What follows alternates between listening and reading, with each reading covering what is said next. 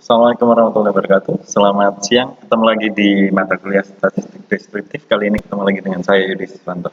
Hari ini kita akan belajar terkait dengan desain penelitian. Seperti di minggu kemarin saya pernah sampaikan bahwa alur kegiatan riset adalah proses kegiatan yang dilakukan untuk membuktikan nilai kebenaran atau epistemologi riset yang pada akhirnya di mana proses tersebut harus dilakukan secara sistematis, terstruktur dan tidak keluar dari nilai logika bagaimana seorang itu berpikir. Sehingga untuk melakukan kegiatan riset itu perlu melakukan atau melalui beberapa prosedur penelitian secara bertahap, di mana prosedur penelitian secara bertahap itu kita harus menyelesaikan dengan gaya selingkuh penulisan. Kalau kita berada di lingkungan perguruan tinggi di UNES, kita harus menyesuaikan seperti karya tulis di UNES. Nah, di sini nanti teman-teman akan belajar terkait dengan desain penelitian yang sebenarnya materi kemarin sudah saya upload di Elena. Nanti silahkan disesuaikan untuk pemahaman. Di sini saya akan menyampaikan dua materi sekaligus ya, terkait dengan desain penelitian sekaligus terkait dengan bagaimana menentukan populasi dan sampel dalam penelitian deskriptif. Nah, jadi secara konsep sederhananya dalam kegiatan riset, kalau ini menghubungkan antara dua variabel ya. Kalau dalam penelitian deskriptif yang teman-teman lakukan nanti dalam kegiatan penulisan mini riset itu silahkan dituliskan dalam konteks satu variabel saja. Dalam konteks satu variabel ini biasanya kalau teman-teman misal mengungkap tentang pemahaman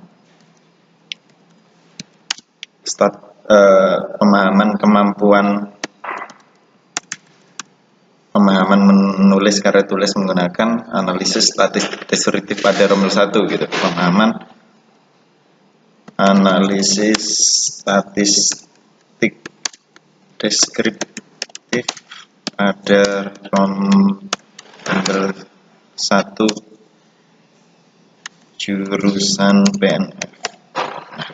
Dengan judul yang seperti ini berfokusnya pada satu variabel. Variabel itu adalah bisa dikatakan fokus ya. Kalau dalam penelitian kualitatif itu namanya fokus, kalau kuantitatif namanya variabel.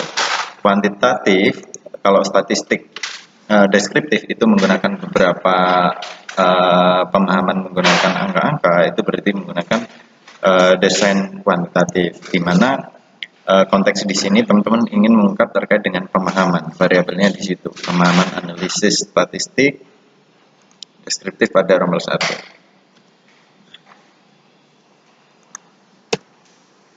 Dalam penulisan karya tulis ini, teman-teman harus memahami prosedur dalam kegiatan riset, di mana alur bagaimana penulisan. Kalau teman-teman buat mini riset nantinya silahkan bikin pendahuluan sesuai sistematika yang sudah saya upload kemarin, di mana isinya itu terbagi menjadi beberapa tahap. Ada latar ya, kemarin di mana latar belakang ini adalah sederhananya alasan kenapa teman-teman melakukan riset. Kalau sebatas skripsi itu biasanya cukup mengungkap fenomena gap.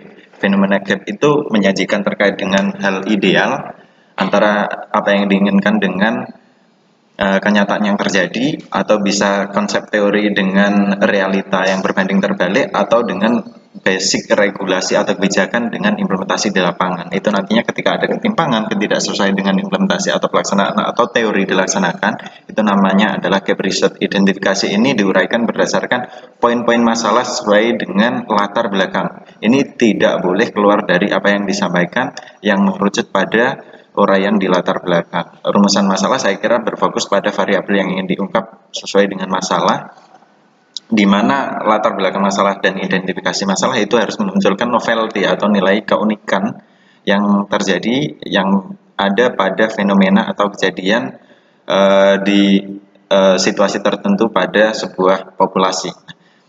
Tujuan penelitian ini harus linear dengan rumusan. Saya kira biasanya kalau dalam kegiatan riset, kalau riset yang basicnya lumayan besar, misal riset pengembangan dan lain sebagainya, itu memungkinkan ada tujuan spesifik, tujuan umum dan lain sebagainya.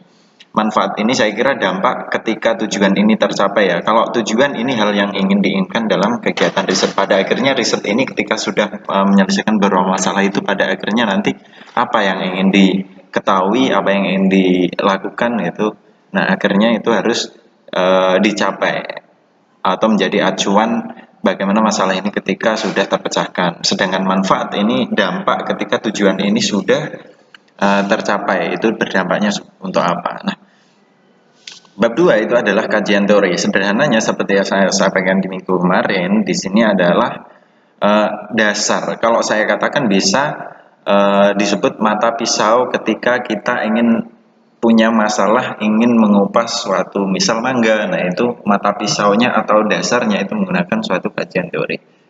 Dasar untuk menjawab rumusan masalahnya itu berada di kajian teori, karena teori-teori ini yang akan dijadikan dasar untuk menentukan parameter bagaimana kita melihat suatu variabel atau permasalahan yang ingin kita ungkap.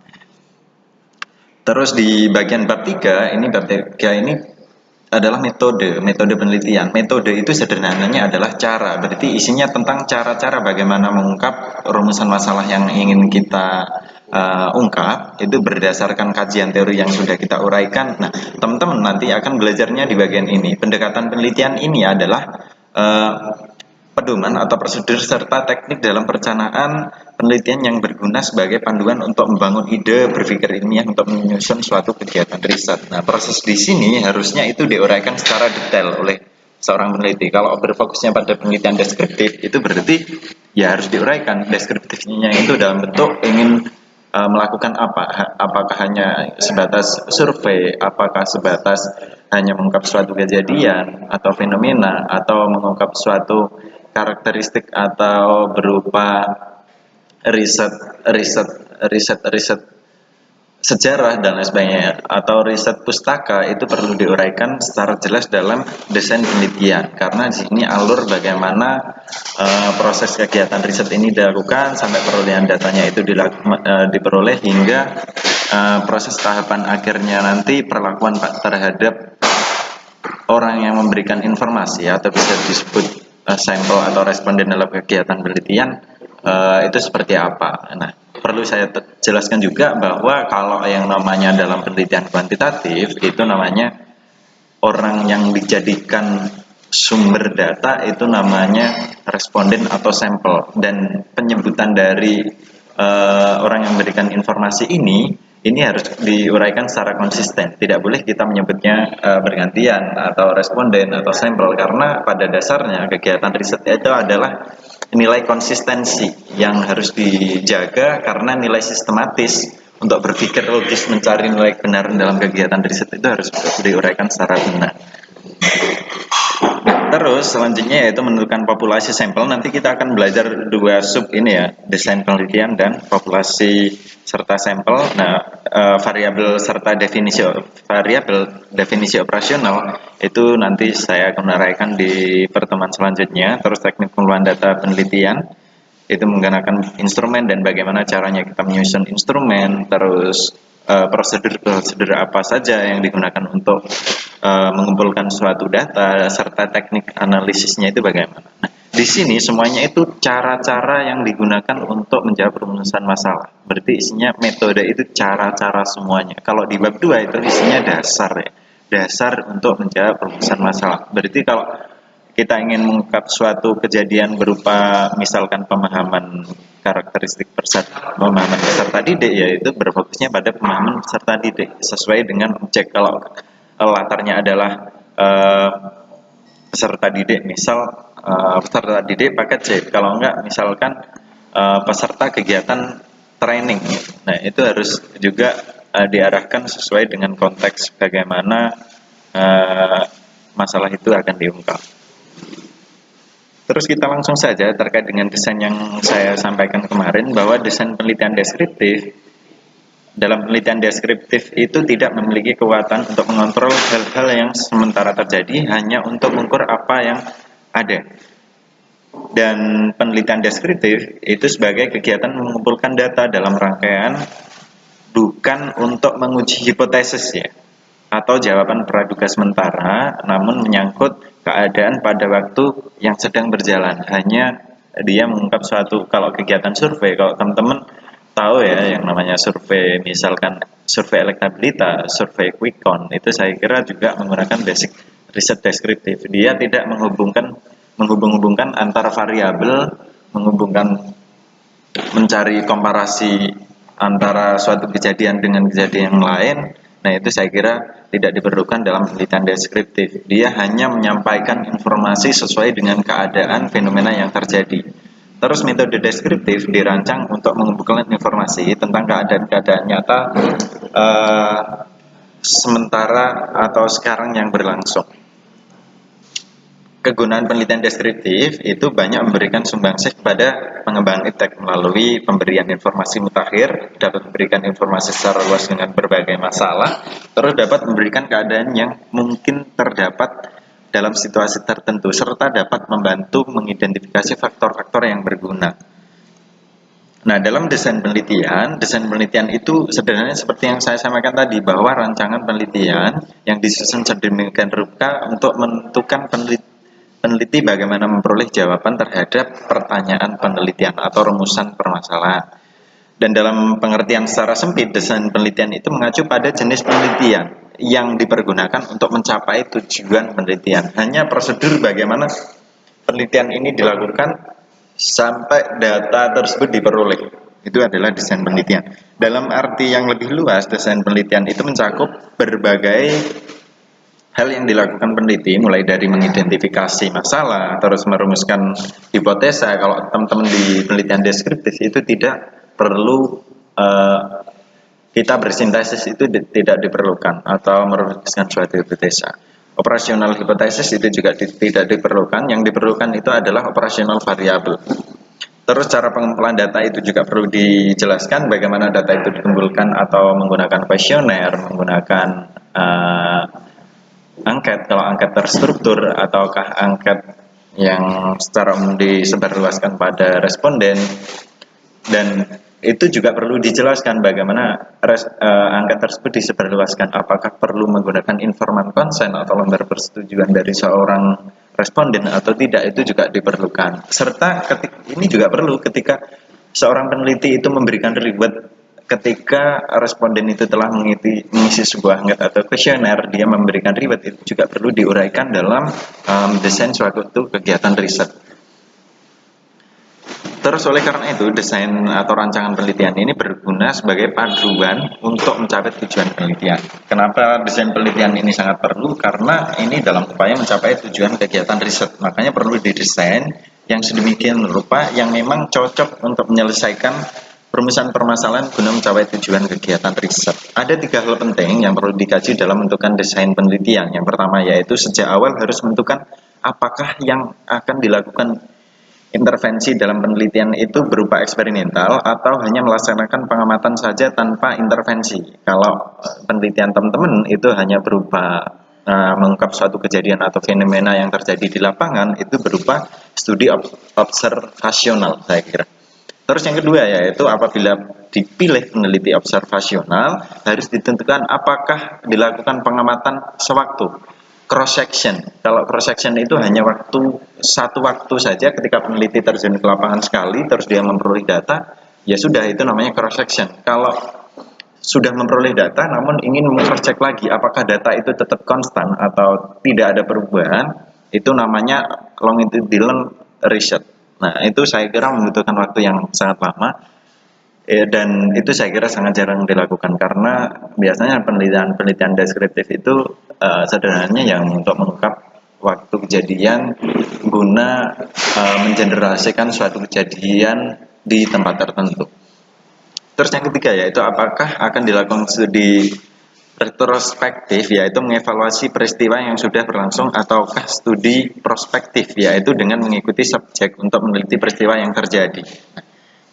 Terus jenis bagaimana ketika kita menentukan desain penelitian, kita harus memahami atau mengetahui jenis-jenis dalam kegiatan riset. Riset itu ada yang namanya penelitian survei, ada penelitian korelasional, ya.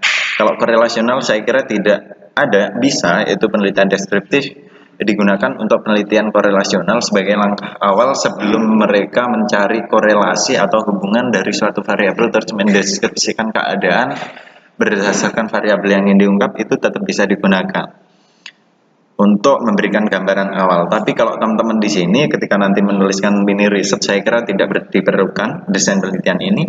Terus penelitian pengembangan ini juga enggak. Ini adalah pengembangan itu ketika sudah ada suatu hal yang ada terus dikembangkan, itu adalah research and development. Dua kegiatan riset sekaligus. Terus penelitian analisis dokumen saya kira ini juga tidak perlu. Terus penelitian studi kasus, penelitian tindak lanjut, penelitian ex post facto. Penelitian ex post facto itu penelitian yang pernah suatu kejadian yang pernah dialami seseorang, di mana peristiwa tersebut diungkap kembali berdasarkan apa yang dirasakan, apa yang dialami oleh responden sesuai dengan skop atau ruang lingkup yang akan ditentukan dalam kegiatan riset. Nah, ini secara jelas bagaimana penelitian deskriptif itu digunakan untuk mengukur gejala tanpa menyelidiki kenapa gejala tersebut ada. Penelitian yang ditujukan untuk memperoleh gambaran umum tentang karakteristik populasi. Nah, ruang lingkup kegiatan riset survei itu ada sensus. Nah, kalau teman-teman misal tahu ya data BPS dan lain sebagainya, itu adalah kegiatan-kegiatan yang diperoleh melalui ya sama kegiatan riset sebenarnya. Bagaimana mengumpulkan datanya itu namanya kegiatan riset survei berupa dalam ruang lingkup sensus. Terus survei yang dilakukan meliti seluruh populasi yang diinginkan. Ini mungkin juga terjadi kalau skop dalam kegiatan risetnya itu tidak terlalu besar, atau dalam artian misal satu kelas atau dua kelas itu saya kira cukup. Kalau meneliti dalam ruang lingkup yang besar seperti misal satu provinsi gitu, nah, saya kira itu kenapa seorang peneliti itu diberikan hak untuk melakukan kegiatan riset itu hanya mengambil sebagian. Itu karena memungkinkan waktu yang cukup lama ketika satu ruang lingkup yang besar itu langsung diambil keseluruhan, terus membutuhkan dana kegiatan riset yang besar. Saya kira faktor-faktornya sangat banyak, dan mengapa seorang penelitian dalam kegiatan riset kuantitatif itu diberikan hak untuk mengambil sebagian yang bisa merepresentasikan dari suatu populasi. Nah, itu diberikan hak asalkan ya proporsional dalam kegiatan pengambilan sampel itu sesuai dengan prosedur bagaimana menentukan sampel. Terus ruang lingkup survei sampel itu seperti yang saya sampaikan tadi ya. Kalau populasi secara keseluruhan atau suatu kelompok kumpulan perorangan yang ada dalam suatu kelompok itu adalah populasi. Terus survei yang dilakukan hanya meliputi sebagian kecil dari populasi. Nah, ini terus selanjutnya pokok permasalahan survei digunakan untuk mentabulasikan objek nyata tangible. Suatu hasil pemilihan umum itu juga bisa dilakukan menggunakan survei untuk penyajian ya. Terus pekerjaan orang tua, terus memahami motivasi peserta didik, memahami tingkat pemahaman, memahami minat dan lain sebagainya. Itu dalam keilmuan sosial saya kira sangat jelas ya bagaimana kita menentukan suatu kegiatan riset berdasarkan bidang kajian keilmuan yang teman-teman miliki. Nah, serta mengukur objek tidak nyata intangibles itu berupa, mohon maaf saya tadi keliru ya, mentabulasikan objek itu berarti suatu kejadian yang nyata di mana dia mempunyai nilai kuantitatif atau mempunyai nilai angka, seperti hasil pemilihan umum itu adalah bisa dinominalkan secara jelas dan bisa dihitung. Itu adalah mentabulasikan objek nyata. Kalau mengukur objek yang tidak nyata atau intangible itu adalah mengukur suatu kegiatan, suatu yang pernah dialami, itu berupa kayak pendapat, itu kan suatu hal yang memang tidak bisa dihitung secara empirik, di mana seseorang itu memperoleh data menggunakan panca indera ya. Terus selanjutnya beberapa contoh ya bagaimana penelitian deskriptif itu bisa digunakan. Contohnya ketika seorang peneliti ingin mengukur minat belajar mahasiswa statistik dalam mata kuliah statistik gitu. Ini bisa. Terus mengukur tingkat pemahaman peserta didik, itu saya kira juga bisa dalam kegiatan deskriptif. Terus kesiapan sarana prasarana pembelajaran daring, misal kalau saat ini yang paling relevan dalam kegiatan riset, itu saya kira juga sangat bisa. Terus penelitian studi kasus ini saya kira nanti saya akan jelaskan lebih detail. Nanti teman-teman cukup menggunakan survei saja, karena teman-teman akan mendapatkan kembali bagaimana cara mendesain penelitian itu ketika teman-teman belajar tentang metode penelitian kuantitatif nanti. Terus penelitian studi kasus, terus penelitian lanjutan. Ini saya kira penelitian yang menyelidiki subjek penelitian setelah diberikan perlakuan. Itu seperti kegiatan riset eksperimen. Itu saya kira nanti akan dijelaskan ketika teman-teman belajar tentang metodologi penelitian kuantitatif lebih jelasnya. Terus penelitian analisis dokumen, ini saya kira juga sama. Ini biasanya sangat sering digunakan ketika ingin mengetahui tindak lanjut terkait dengan kegiatan pengembangan perpustakaan dan lain sebagainya.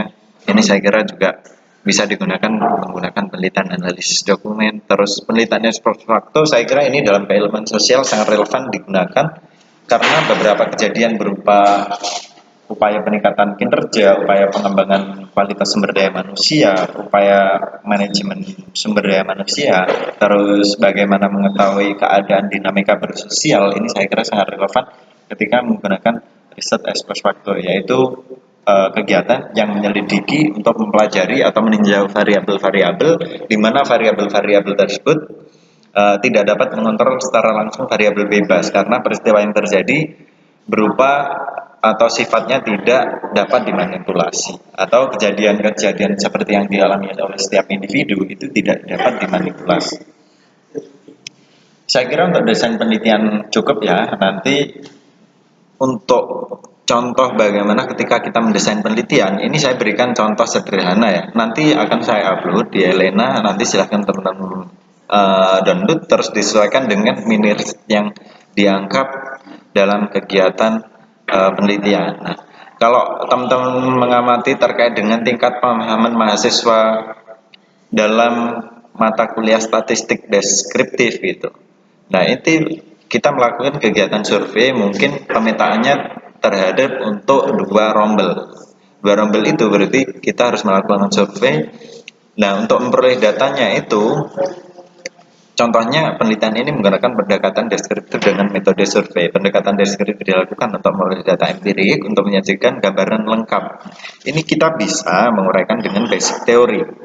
Bagaimana penelitian ini akan dilakukan? Kalau menurut Sugiono itu penelitian deskriptif seperti yang ingin saya lakukan itu seperti ini. Nah, kalau menurutnya Creswell, kalau menurutnya Bock-Engel dan lain sebagainya, kalau menurut Term and Bond and Levin itu, Kurz and Levin itu seperti ini. Nah, itu boleh. Asalkan pada akhirnya nanti teman-teman menjelaskan secara detail konsep yang digunakan oleh teman-teman untuk memperoleh data di lapangan sesuai dengan kriteria karakteristik populasi sesuai dengan teorinya itu seperti apa gitu. Itu harus dijelaskan secara detail. Nah, proses penelitian itu prosedurnya seperti apa itu juga harus diuraikan jelas dalam kegiatan menuliskan desain. Proses penelitian ini diawali dengan pengurusan izin untuk mengumpulkan data di lapangan di lembaga pendidikan non formal. Kalau teman-teman penelitiannya dalam ruang lingkup kelas, karena saya yakin dengan situasi seperti ini teman-teman untuk mengumpulkan data itu akan kesulitan. Makanya saya perbolehkan ruang lingkupnya yang kecil nggak masalah. Ketika teman-teman berada di lingkungan masyarakat karena tidak bisa ke kampus terus ingin meneliti di lingkungan sosial teman-teman diperbolehkan. Asalkan memang responden yang digunakan itu representatif untuk kegiatan riset kuantitatif, deskriptif kuantitatif ya. Terus pengumpulan data di sini dikumpulkan pada rombel 1 dan rombel 2 kalau kita ingin mengukur tingkat pemahaman ya, di mana dalam proses pengumpulan data ini peserta didik atau mahasiswa harus mengisi informan konsen atau lembar persetujuan untuk mengisi angket dalam pengamatan skala tingkat pemahaman pembelajaran statistik pada mata kuliah statistik deskriptif. Nah, setelah pengumpulan data, mahasiswa diberikan privat oleh seorang peneliti dengan berupa bingkisan. Itu harus diuraikan secara detail dalam kegiatan mendesain penelitian. Saya kira cukup ya. Itu sederhananya bagaimana kita menuliskan desain penelitian. Nanti apabila ada pertanyaan terkait dengan bagaimana kita mendesain penelitian, bisa ditanyakan di forum diskusi atau di forum grup WA ya. Saya kira itu. Ini nanti akan saya upload. Kalau teman-teman kemarin bilangnya kebingungan, teman-teman harus diberikan contoh, ikuti saja prosedurnya karena untuk di bab 3 ini memang saya harus menjelaskan detail bertahap sesuai dengan subbab atau sesuai dengan sistematika bagaimana kita menuliskan riset. Nanti agak bersabar di pertemuan besok kita adakan forum pertemuan melalui Zoom meeting ya. Nanti akan saya jelaskan detail bagaimana tugas ini akan teman-teman laksanakan untuk diselesaikan. Saya kira cukup bagaimana kita belajar tentang desain penelitian. Ada kurang lebihnya hari ini mohon maaf. Akhir kata, wassalamualaikum warahmatullahi wabarakatuh.